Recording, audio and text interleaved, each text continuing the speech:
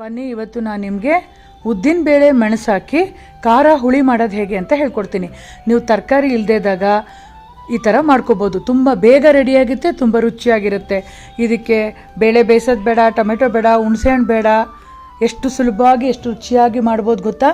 ಒಂದು ಬಾಣಲೆ ಇಟ್ಬಿಟ್ಟು 2 ಟೀ ಸ್ಪೂನಷ್ಟು ಉದ್ದಿನಬೇಳೆ, 1 ಟೀ ಸ್ಪೂನ್ ಧನಿಯಾ, ಅರ್ಧ ಟೀ ಸ್ಪೂನ್ ಮೆಣಸು, ಅರ್ಧ ಟೀ ಸ್ಪೂನ್ ಜೀರಿಗೆ, 1/4 ಟೀ ಸ್ಪೂನ್ ಮೆಂತ್ಯ, ಮತ್ತು ಕರ್ಬೇವಿನ ಸೊಪ್ಪು ಸ್ವಲ್ಪ 1-2 ಕಡ್ಡಿ, ಮತ್ತು ಖಾರಕ್ಕೆ ಮೆಣಸು ಹಾಕಿದರೂ ಕೂಡ 4-5 ಗುಂಟೂರು ಮೆಣಸಿನ್ಕಾಯಿ ಹಾಕಿ 1 ಟೀ ಸ್ಪೂನ್ ಆಯಿಲ್ ಹಾಕಿ ಚೆನ್ನಾಗಿ ಹೊಂಬಣ್ಣ ಬರೋವರೆಗೂ ಘಮ ಬರೋವರೆಗೂ ಹುರಿಬೇಕು.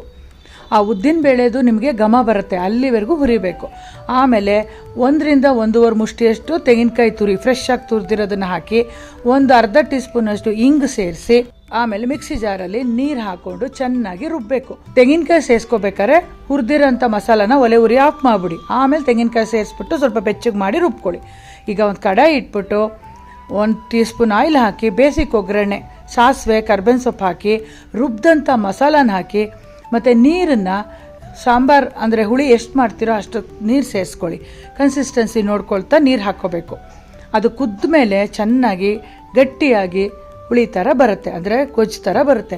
ಆವಾಗ ಸಖತ್ ರುಚಿಯಾಗಿರುತ್ತೆ. ರುಚಿಗೆ ತಕ್ಕಷ್ಟು ಉಪ್ಪು ಸೇರಿಸಿ ಮತ್ತು ಹುಣಸೆಹಣ್ಣು ರಸನ 1-2 ನಿಂಬೆಹಣ್ಣನ್ನು ಹಿಂಡ್ಬಿಟ್ಟು ಹಾಕಬೇಕು. ನಾವು ಹುಣಸೆಹಣ್ಣು ಹಾಕಲ್ಲ, ಹುಳಿ ಬದಲಾಗಿ ನಿಂಬೆಹಣ್ಣು ರಸ ಹಾಕ್ತಾಯಿದ್ದೀವಿ. ಸಖತ್ ಟೇಸ್ಟಾಗಿರುತ್ತೆ.